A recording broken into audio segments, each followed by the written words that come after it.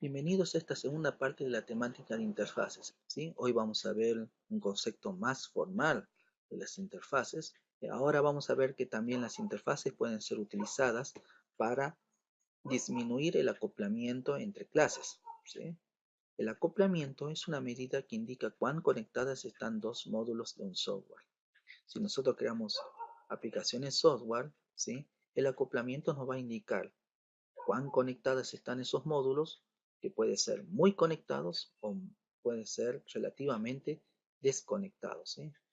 Si los componentes de nuestro software están muy conectados, esto va a significar que hay una mayor dependencia entre ellos, una mayor interdependencia entre ellos, vamos a tener que gestionar una mayor coordinación entre ellos y va a haber un flujo de información muy grande navegando entre estos componentes, ¿sí?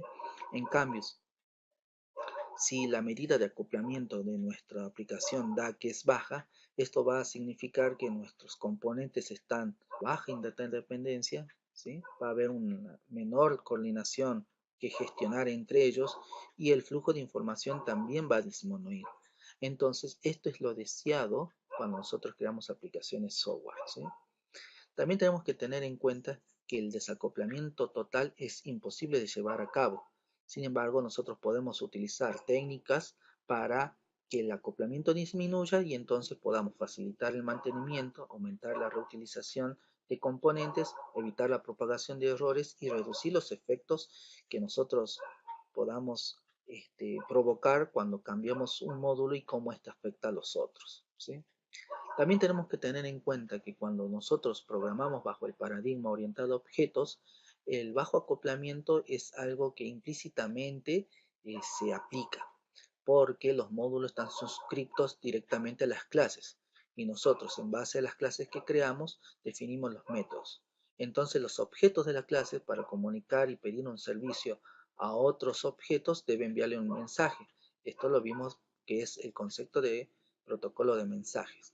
Por lo tanto, el paradigma orientado a objeto en sí ya encierra un mecanismo directo dentro de los lenguajes de programación para disminuir el acoplamiento. Esto es una ventaja tremenda respecto a la programación estructurada. Sin embargo, nosotros lo mismo podemos aplicar técnicas para disminuir aún más el acoplamiento entre clases. Por ejemplo, cuando nosotros tenemos una clase A que accede a los atributos directamente de la clase B, vamos a incurrir en un acoplamiento entre clases, porque la clase A no debería poder acceder directamente a los atributos de la clase B, porque si llegamos a realizar un cambio en esos atributos, definitivamente vamos a afectar el funcionamiento de la clase A, ¿sí? Para solucionar esto, lo que se hace es aplicar la propiedad de los objetos denominada encapsulación de atributos, ¿sí? Que consiste básicamente en esto que fuimos haciendo en forma directa. Damos una clase B con atributos, esos atributos los vamos a definir como privados y vamos a utilizar los métodos accesorios para que otros objetos puedan acceder a los objetos de esta clase. Aún con esto, nosotros podemos caer en la situación en que tenemos una clase A que tiene un método que opera solamente sobre una clase B. Es decir, tenemos un método A que lleva a cabo una acción sobre la clase B. Entonces, si nosotros necesitáramos que ese mismo método operara pero sobre una clase C, lo único que podríamos hacer es tener la opción de crear otra clase A llamada A' con el mismo método pero que opere sobre la clase de C.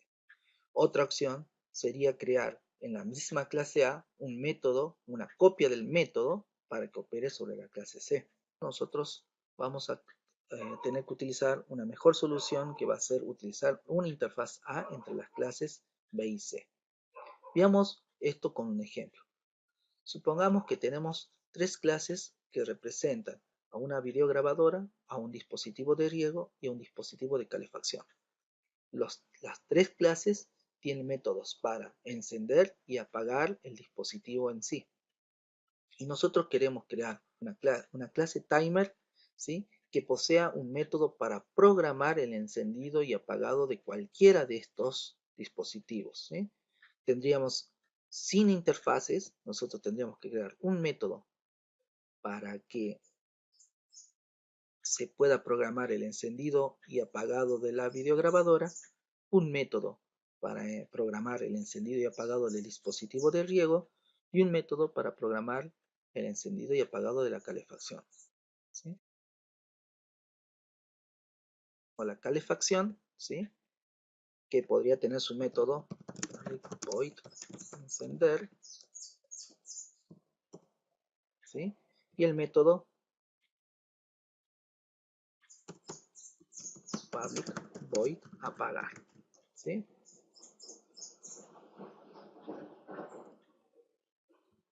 ¿Sí? Acá tenemos el dispositivo de calefacción, ¿sí? El contenido de los métodos va a depender de la forma en la que se enciende el dispositivo y en la forma en la que se apaga el dispositivo, ¿sí? De la misma manera tendríamos, ¿sí? Y tendríamos lo mismo en el dispositivo de riego, ¿sí? El método de encender y apagar. Tendríamos en la clase timer un método que nos permitiría a nosotros programar el encendido y apagado de, por ejemplo, la clase de un objeto de una clase de la clase rec, ¿sí? Video rec, ¿sí? Entonces, para poder programar el encendido y apagado de la calefacción, tendríamos que tener el mismo método de esta manera y de esta manera, ¿sí? Uno aplicado para calefacción y otro aplicado para el dispositivo de riego,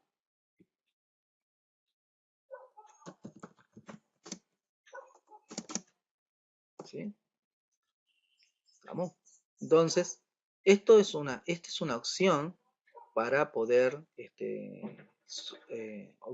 solucionar la problemática de que tenemos que programar los distintos dispositivos, ¿sí?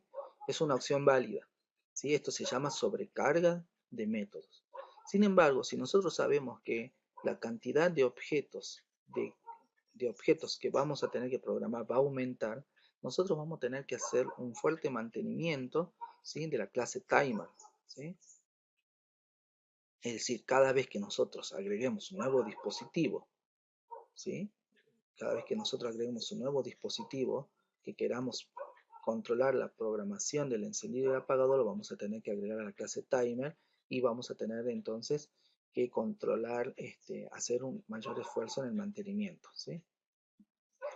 Lo que deberíamos hacer es colocar algo entre los distintos dispositivos que nosotros queremos controlar con o programar a través de la clase timer para que no tengamos que estar modificando constantemente la clase timer.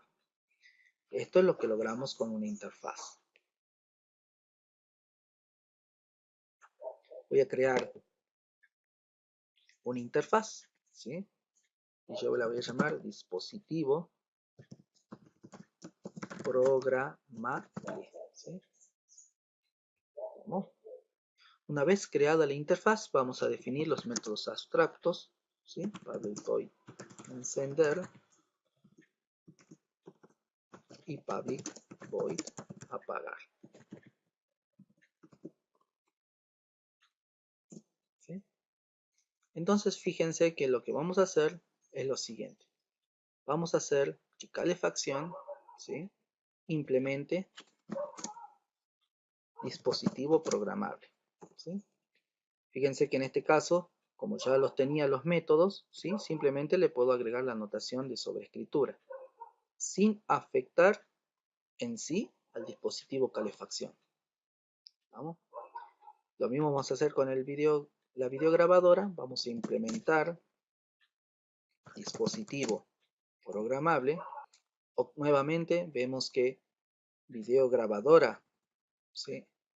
No se modifica en su estructura, simplemente estamos haciendo que implemente el dispositivo programable, o sea que la invasión es mínima. Y por último también hacemos exactamente lo mismo con riego. Y de esa manera, entonces, ahora estas tres clases se implementan en el dispositivo programable. Entonces, en timer, yo podría simplemente, vamos a eliminar los otros métodos, ¿sí?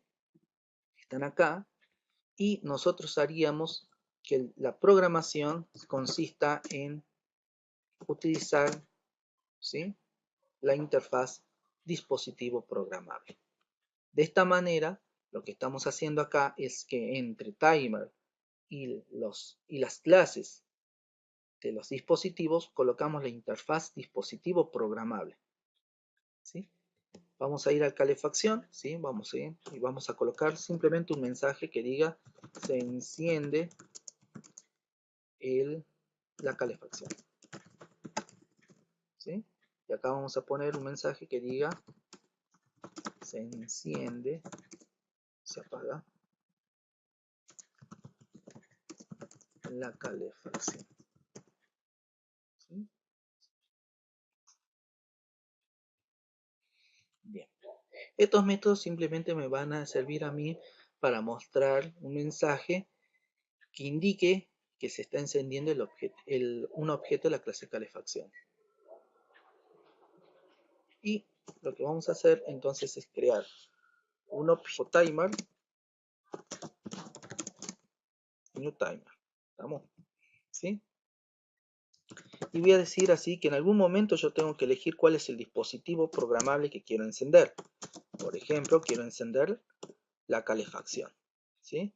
Entonces ahí le voy a poder decir al objeto timer.programar, ¿sí? Y le voy a enviar el dispositivo programable. Entonces, fíjense que yo cuando hago el timer, aquí, donde está el timer, ¿sí? En programar no hice nada. Entonces yo voy a decir, por ejemplo, al momento en que se enciende, voy a poner acá dispositivo programable punto encender, ¿sí? Pero momento en que se apaga, directamente pongo dispositivo programable punto apagar, principal. Pongo esto y fíjense que dice que se enciende la calefacción y se apaga la calefacción, ¿sí? Fíjense que el objeto timer, ¿sí? Utiliza en el método programar una interfaz y esa interfaz ha sido creada a partir del objeto calefacción, ¿sí? Si yo utilizo, por ejemplo, acá digo en lugar de calefacción digo riego, también me va a permitir ejecutarlo y cuando lo ejecute, fíjense que no me va a devolver nada. ¿Por qué? Porque yo no programé cómo se enciende y cómo se apaga el riego. Si por ejemplo yo pongo algo así,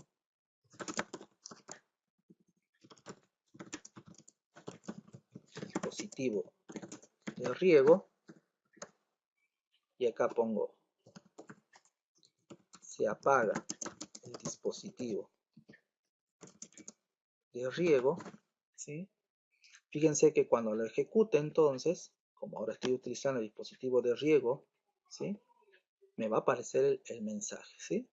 Entonces de esta manera, fíjense que yo podría agregar finalmente un nuevo dispositivo, supongamos que ahora quiero programar, qué sé yo, una cámara de seguridad, ¿sí? Entonces yo lo que tengo que hacer es que implemente el dispositivo programable, ¿sí? Como implemento el dispositivo programable, ¿sí? El contrato me pide que sí o sí yo tenga estos dos métodos, cámara de seguridad. Y esto lo dejo igual.